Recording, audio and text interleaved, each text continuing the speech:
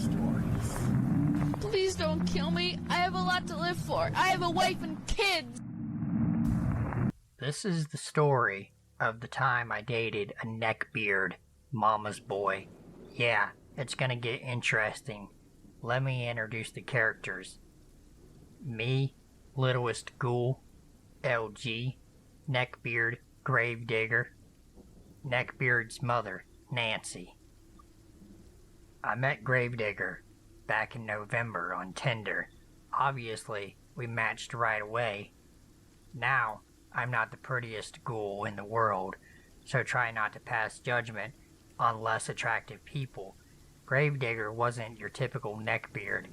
Yeah, he had a bit of a belly, but he was mostly healthy.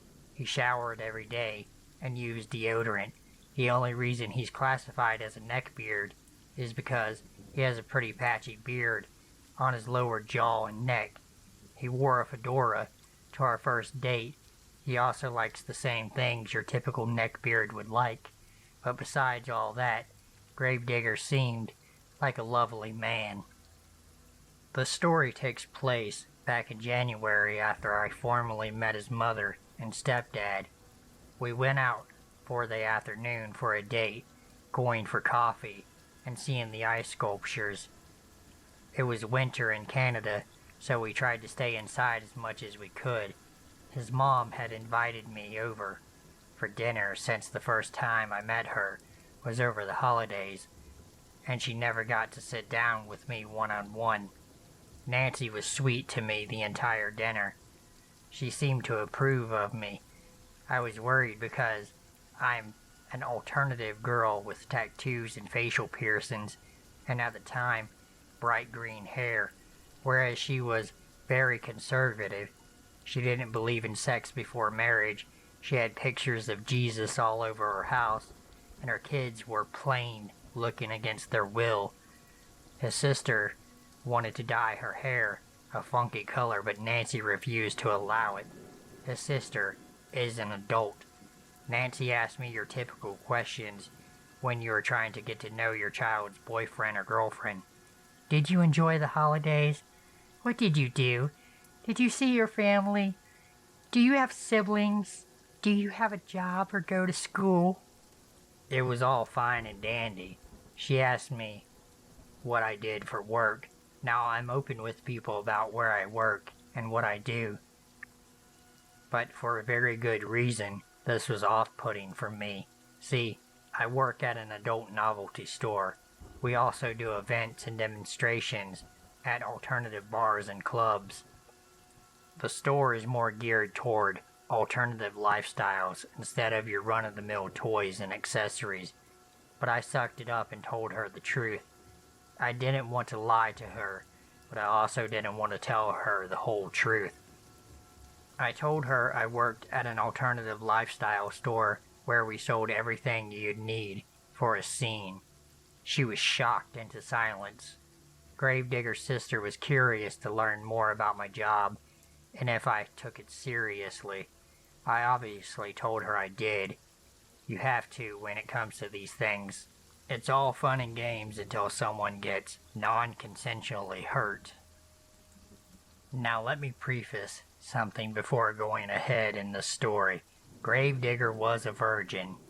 He was pushing 30 and has never messed with someone before.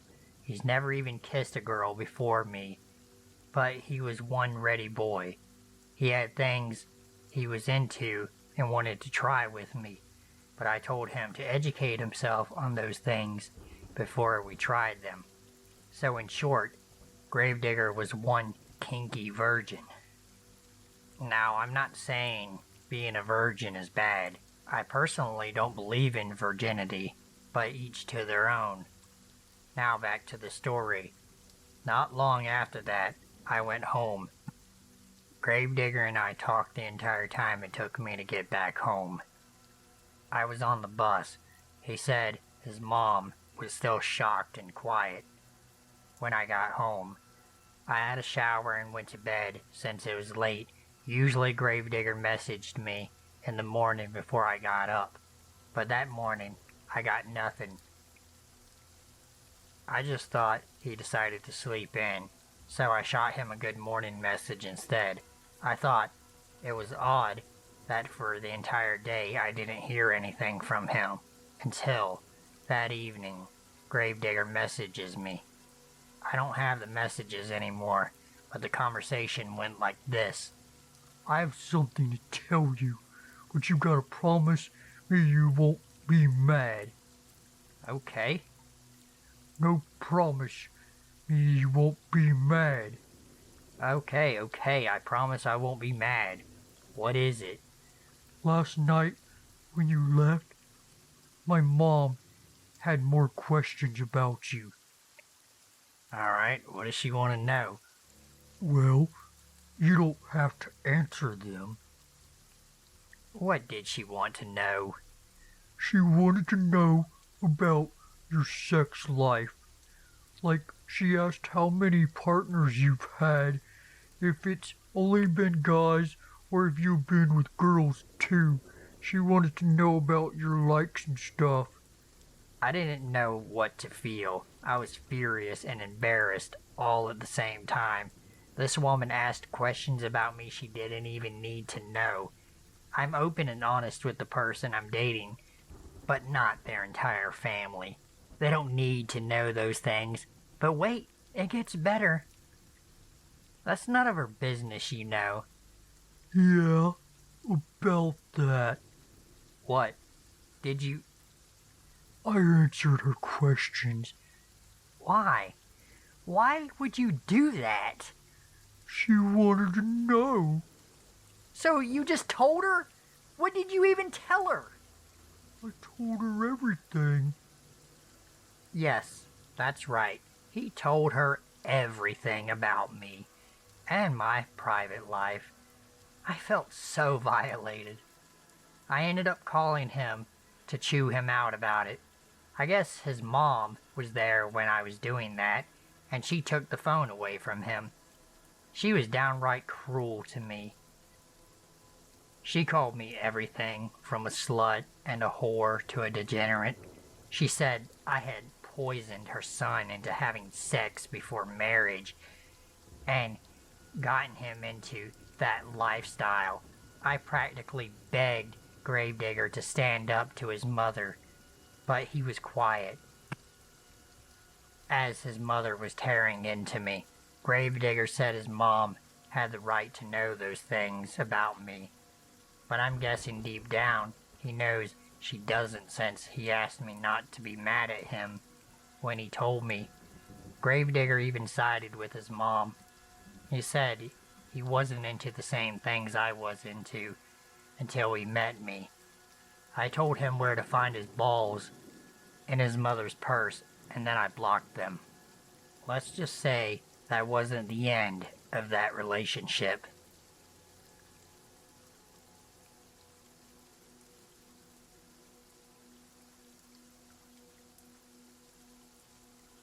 In 2012, I was 12 years old. I got my first account on DeviantArt before I knew how to really draw. The only thing I knew how to do when it came to art was creepy pencil drawings with colored pencil etched into it. My first post was a drawing of a popular anime character with blue pigtails. So I drew a crappy rendition of this character, blissfully unaware that her skirt seemed to be too short in the drawing. Looking back, I was still at an immature age, so I didn't really think much of it at the time. Looking at the drawing now, it wasn't really that decent, but I didn't know that. Because I had drawn this, I saw a message on my submission where I uploaded it. In the comments of my drawing, there was someone who messaged me simply, "Hey, nice drawing," with the smiley face emoticon from the website. I was so excited, because it was my first ever comment on one of my art pieces. I then looked at my profile and realized that he had watched me as well. Then I was very excited and happy. I also had my very first watcher on my account. His username was Gluten in the title. I don't remember the exact details of his name. He favorited my drawing and I replied to his comment by simply saying, "Thanks." Here's where things got a bit weird for me. He replied, "You're welcome," like common courtesy on the website, but then followed the comment up with, "I really like how short you made the girl's skirt." Keep in mind I was only 12. I had no idea what he meant in that context, so I replied with, "It's a statement for anime girls to have short skirts," or something along those lines. He replied, "Oh, of course. Yours is my favorite." Okay, a bit of a strange reply. Before replying to him back, I dug a bit deeper into his profile, wondering if I should be nice to favorite him back. His profile stated that he was 21 years old. Yes, the site lets you display your exact age on the top front page. And it was the same for me. I legitimately put that I was 12. Did he realize how young I actually was for him to not be saying that? But like an oblivious 12-year-old, your brain doesn't quite piece things together, and you go along with whatever may cross your mind. So I friended this creepy man back. I don't remember the conversation after that, only that we kept it friendly and moved on. I would occasionally post more pictures, but he would comment only on a few of them, and usually he was nice. But then there was always some weird comment like, "I wonder how long she can sit on that. If I had the character in a certain pose," or "Can I get to taste her? Please, XD." And again, I would pay no mind to these comments because my watchers were building up to see my work, and I rarely replied to the man again.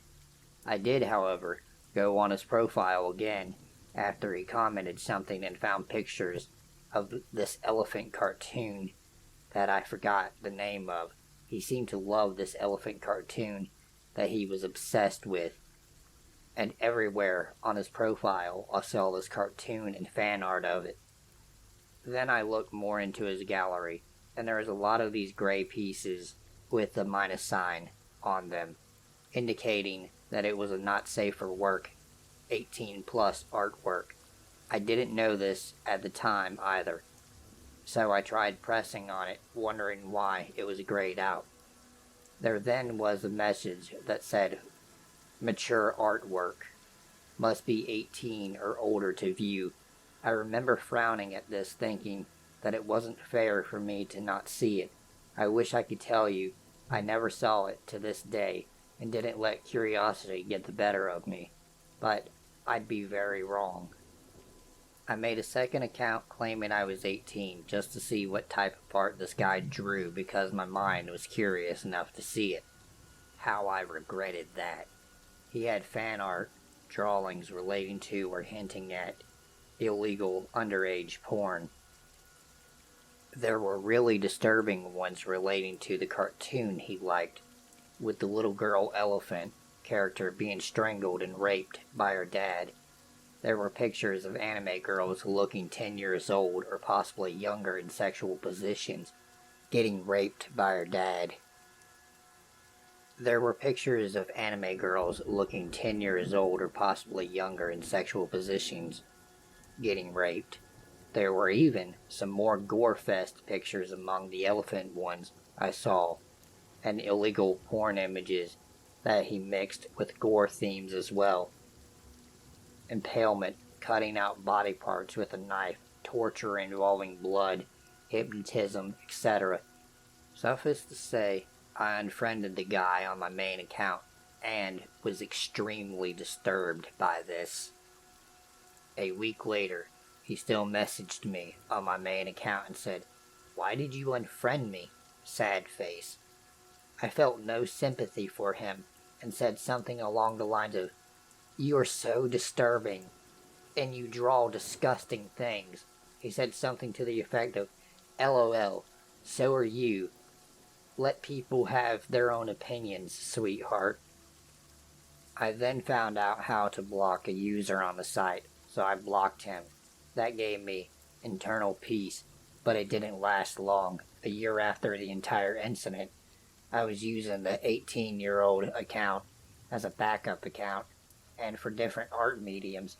Nobody knew this account was linked to my other one. Somehow my old friend Gluten manages to find me without telling anything about how the two accounts are related to each other. And exactly 1 year later, in the summer, he PMs me on my other account. The message said, "Hey, do you miss me, sweetie?"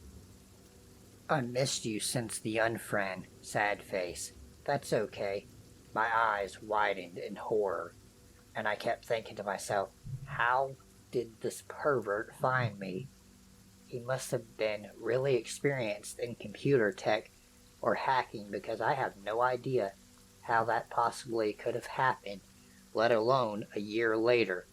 I replied to him saying, "I unfriended you because you drew illegal things, and you should be banned from this website." What followed next was him trying to creepily get under my skin by role-playing with me. At this point, he was now 22, and I'm 13, still very much disturbed by him, but he only made things worse by talking to me in roleplay terms, using asterisks in everything he said. He literally said he was grabbing my bun gently, an asterisk, among other lewd comments to me, some asterisks and some without. I'm sitting there like, here we go again, obviously disturbed. So I blocked him on that backup account as well. Considering the types of things he drew, I think he definitely liked flirting with preteens on purpose, and probably got a kick out of it. For the most part, being on DeviantArt was okay for me after that, but people like him who drew lewd things like that plagued the site. He is the major reason I left it. So I know this entire encounter was online, and a lot of these experiences happen in real life, but you never know who you could end up meeting in real life from the internet. So Gluten, let's never meet again, and let's not meet in real life, and I hope you stop flirting with 12-year-olds. It's really for your own good.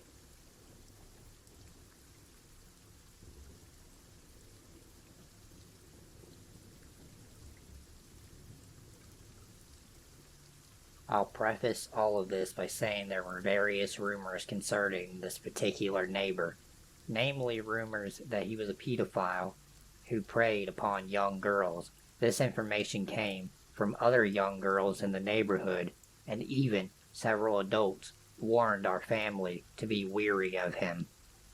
Now on to my experience. When I was in the 7th grade, I had an obsession over having privacy. Bear with me for context's sake.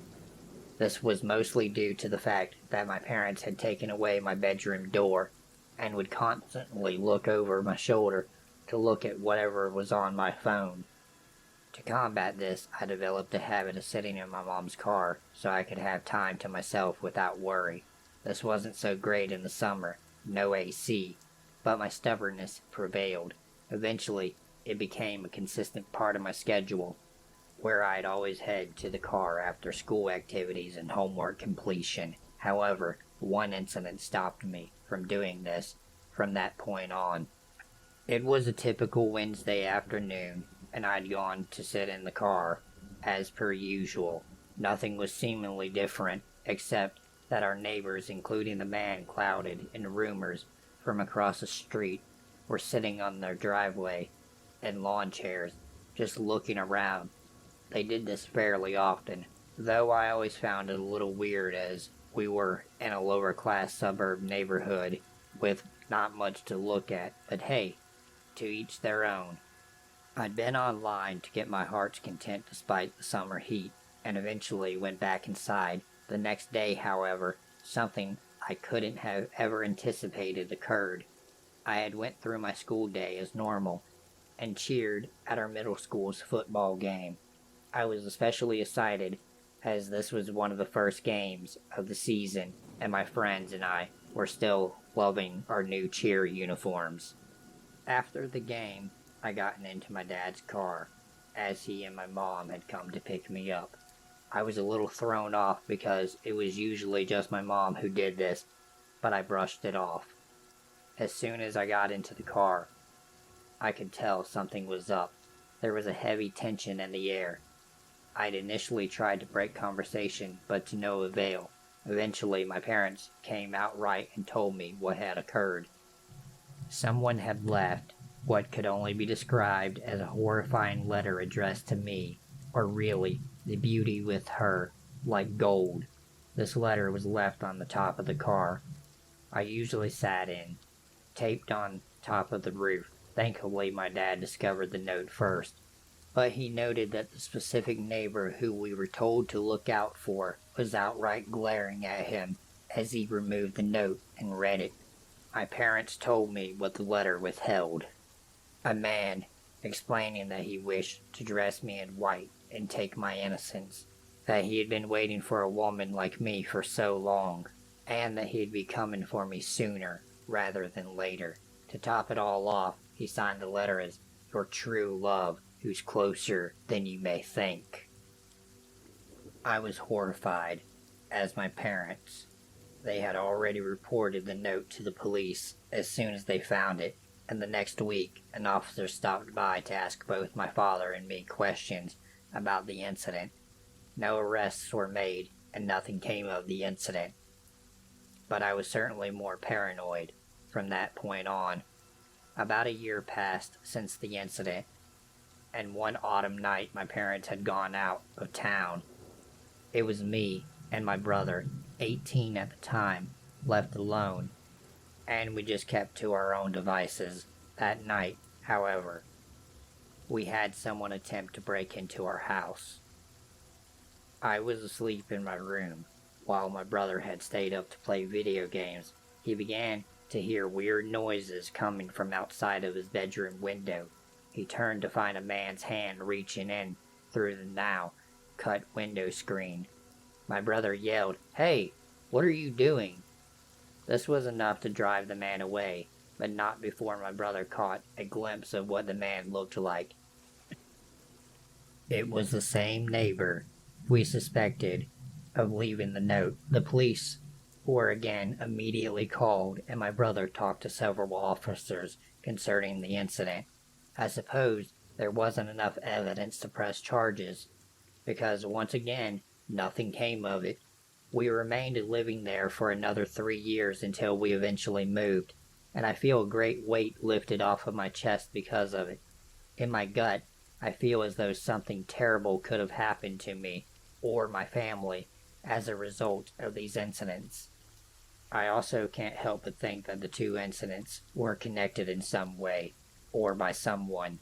So to the man who was looking to take advantage of me, who is believed to be one and the same with a potential break-in, let's not meet again.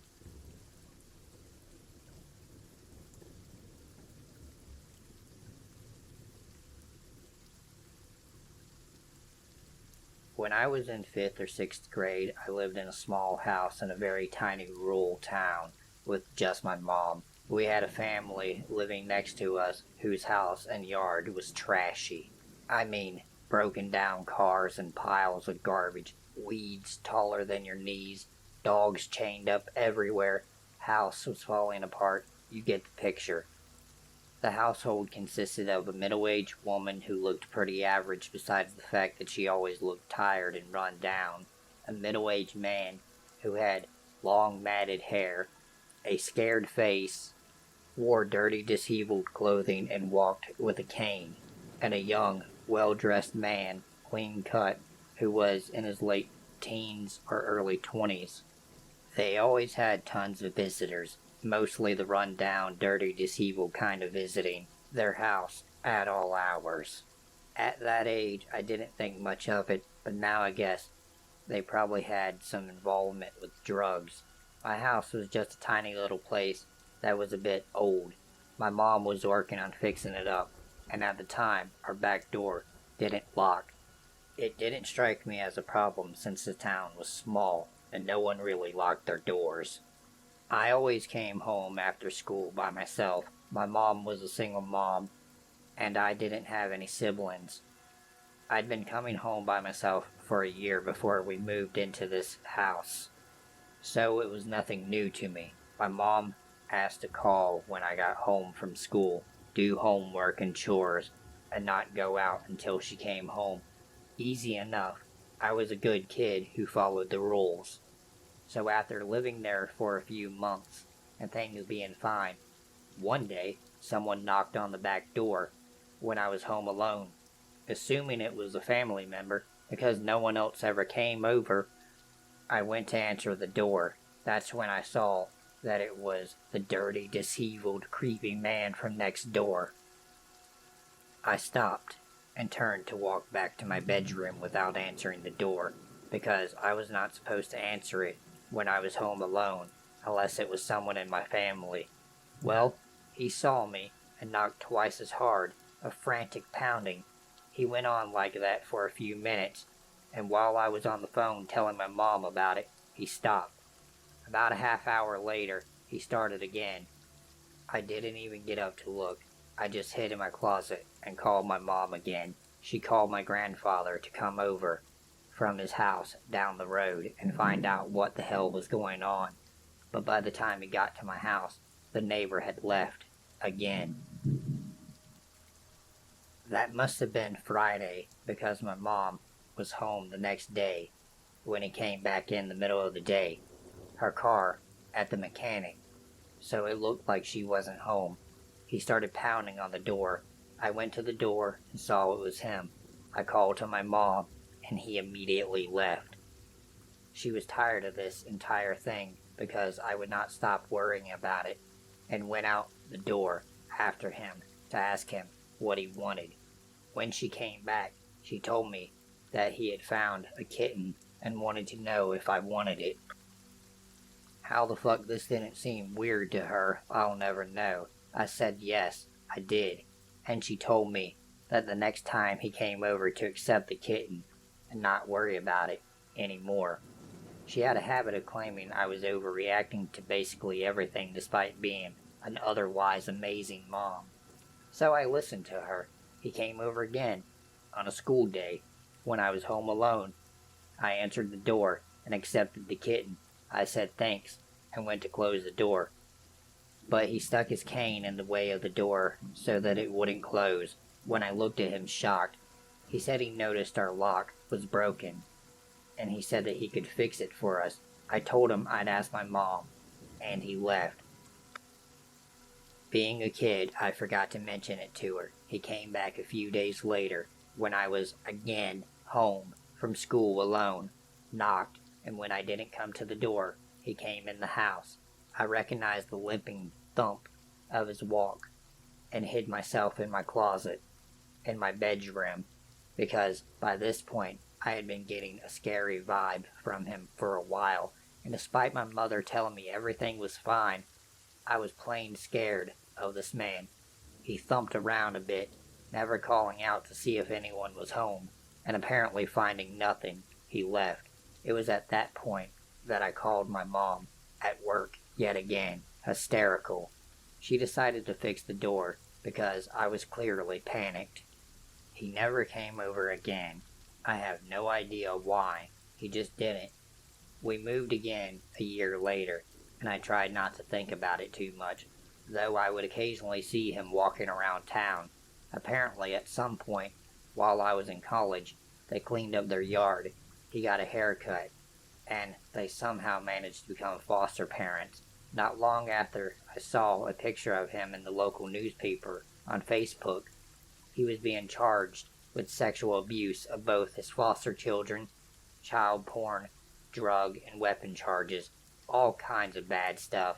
Apparently the younger man who lived with him was being charged as well, and later his wife was charged with check fraud. I saw it to my then husband, who also grew up in that small town, and he told me a story of his father once catching the man looking at his little sister's bedroom window. His dad apparently threatened him if he was ever caught on their property again. So pedo neighbor from my childhood, let's not meet again, please.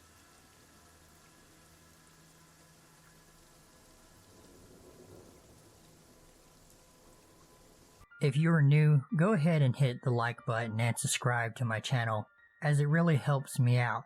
And if you are already subscribed, welcome back and thank you for subscribing.